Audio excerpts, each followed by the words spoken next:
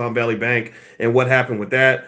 We discussed that earlier on the podcast. I went into deep dive with that on drboycetv.com. So you can go back and check that out if you missed that conversation. I'm going to catch everybody up in case you missed it. I think this is important. You want to pay attention to this kind of thing because it tells you what direction the economy is going. Okay, so a lot of you have been following the failure of Silicon Valley Bank. All right, so the conversation with Silicon Valley Bank was, what do they do? Okay, I told you all during the conversation earlier that the biggest problem that the federal government has right now, the biggest problem that the financial system has right now, is this big beast of a wealth killer called fear. Fear was the number one problem, the number one challenge of the financial system earlier today, or all weekend long, actually. And I mentioned to you all that, in my view, in my opinion, in my expectation, the first thing that the federal government was going to try to do was eliminate fear from the equation. They were trying to get fear out of the economic system. And so I said that at some point this weekend, before the markets open on Monday, they're most likely going to try to issue some sort of statement that will be designed to reinstill confidence in the economic system, right? And that's pretty much what they did. The only question was, do they bail out the bank or do they bail out the depositors? I was thinking they're going to bail out the depositors because these are not normal depositors. Silicon Valley Bank did not have regular people in this bank. Silicon Valley Bank was in this place called, Silicon Valley. And in Silicon Valley, you're talking about billions and billions and billions of dollars being deposited in this bank. All these powerful startups connected to very powerful venture capitalists, very powerful multi-billionaires that really have a lot of say in terms of how money goes. America is a really corrupt country in terms of who they choose to bail out, how they selectively decide what to do with their money. Because remember, even during the mortgage crisis of 2007, 2008, they could have bailed out American consumers. They could have bailed out people that were trying to pay their mortgages, but instead they bailed out Wall Street. Well, in this case, instead of bailing out Silicon Valley Bank, which has very bad, it looks very bad aesthetically. It just doesn't, it's not a good look. They said, okay, let's just bail out the depositors so we look like we're helping the common guy, when really they're not helping the common guy. They're helping these multi-million, multi-billion dollar startups. So let's just be clear about that. So they went and did exactly what I thought they were going to do. They went and bailed out Silicon Valley Bank depositors, not the bank itself. And so they're going to get all their money back. That's great. They're now relaxed. They're not freaking out. They can make payroll, which is good for the economy on a high level. But then here's the thing. You cannot assume that the danger is over. You cannot assume that everything's safe and everything's good. They want you to believe that, but that's just not true from where I'm standing. And in fact, a piece of that evidence is that there was another bank failure that happened just today. They said here, I'm going to read, this is on Fox Business. They said that federal regulators on Sunday said that New York-based Signature Bank was being shut down to protect consumers and the financial system following the collapse of California's Silicon Valley Bank. The announcement came in a joint statement from the Treasury Department, the Federal Reserve, the FDIC, and the FDIC. Regulators said the Silicon Valley Bank clients will have access to their money starting Monday at no expense to the American taxpayer.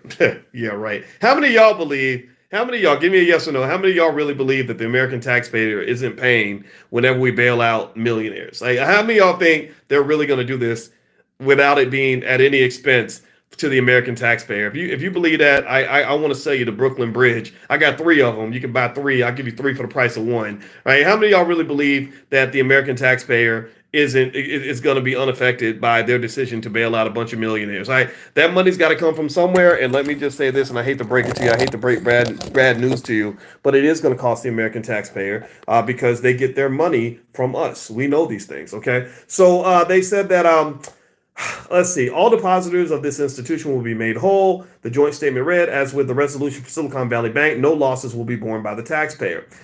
So Signature Bank was closed Sunday by its state chartering authority. Founded in 2001, the New York-based Signature Bank was popular among crypto companies. So now there's kind of becoming this fear, uncertainty, doubt, FUD, as they call it, on the crypto space, because this Signature Bank is known for being connected to crypto investors, as was, there was another bank, oh my gosh, Silvergate Capital. Silvergate Capital was connected to crypto, and they also went south.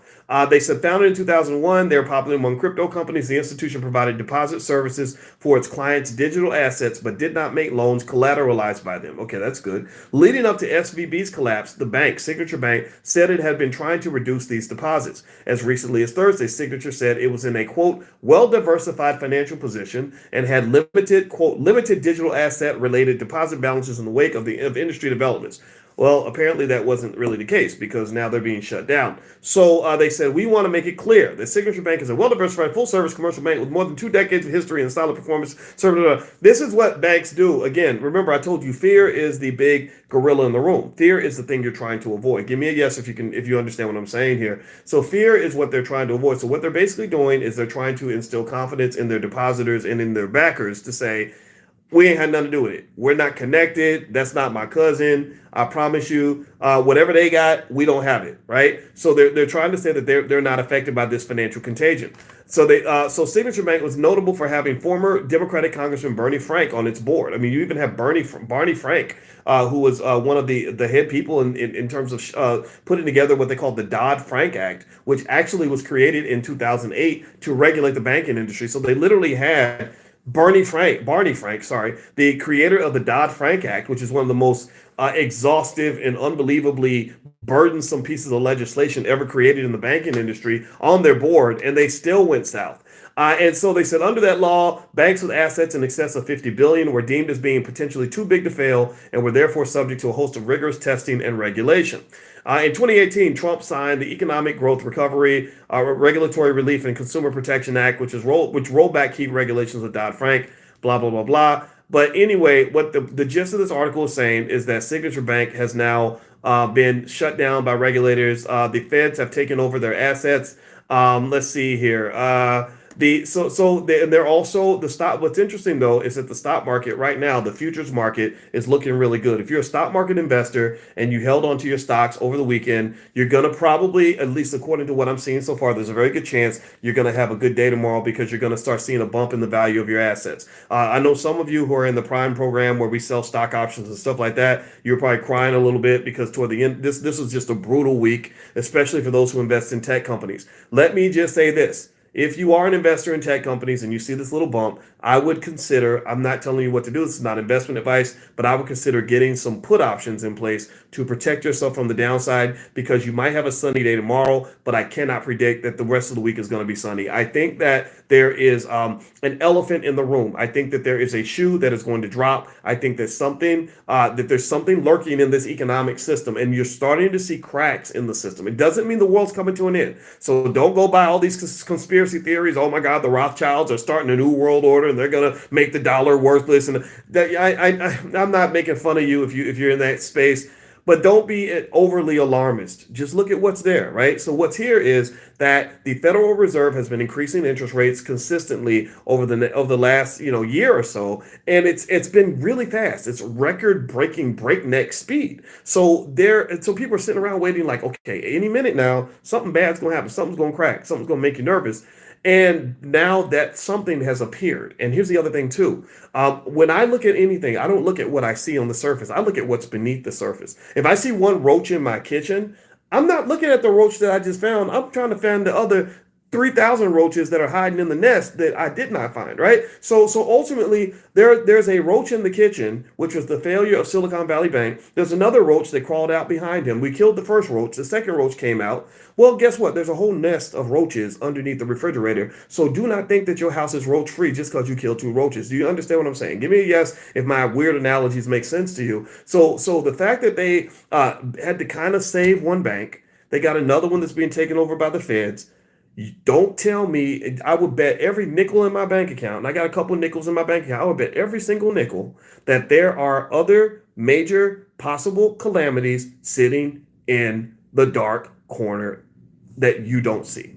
There is something underneath the surface that they are stopping. They're literally sitting around saying, oh my God, if this gets out to the public, it's going to destroy financial markets. We got to cover this up. We got to shut this down. We got to make sure it doesn't get out. Just know it's there. I can smell it. I can feel it. My spidey senses are picking up on it. And a lot of it has to do with the Federal Reserve's rate hikes. Now, could this be good news for you? Well, if you're a good investor and you're patient and you don't let this stuff freak you out, well, I think that what's going to happen is they're going to the Fed is going to possibly, no guarantees here.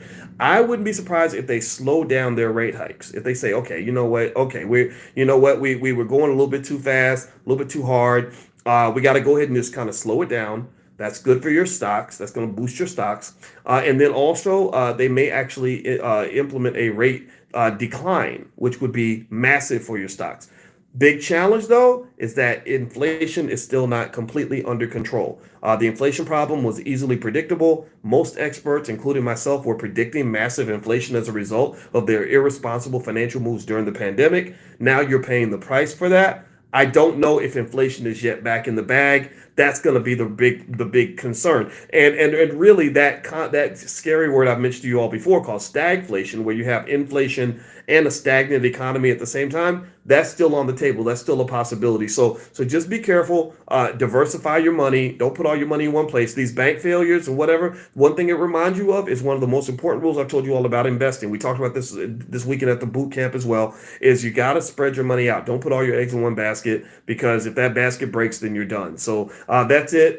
That's my 2 cents on the issue. I don't think you should over panic. I'll keep you guys posted. I'm gonna keep reading up on this and going through all kinds of research and seeing what's going on. And what I find out, I'll let you know. So, and those of you who are in the stock market investing class, we'll be meeting tomorrow at 11 a.m. Eastern. So feel free to not tomorrow. I'm sorry, Tuesday. Tomorrow's Monday. Tomorrow's not Tuesday, boys. So get it right. All right. So I will see you on Tuesday morning. And also, if you want to take a look at my new book, The 10 Commandments of Black Economic Power, it is on Amazon. It is also at my website, boycewatkins.com. There's also a really good training called How to Make Money Without Working. So feel free to go take a look. And somebody said, you are panicked. I'm not panicked, but I am aware. I am financially conscious. So I'm not freaking out, but I am very aware of what's happening with my money, because financial consciousness is the first step toward making money. It's also the first step toward protecting your money. So you got to be aware. It doesn't mean you freak out. Freaking out does not help you, but you want to be aware so you can make the moves that you need to make. So God bless you. Have a good night. Hit the thumbs up button on your way out. My website's boycewatkins.com. Feel free to check it out if you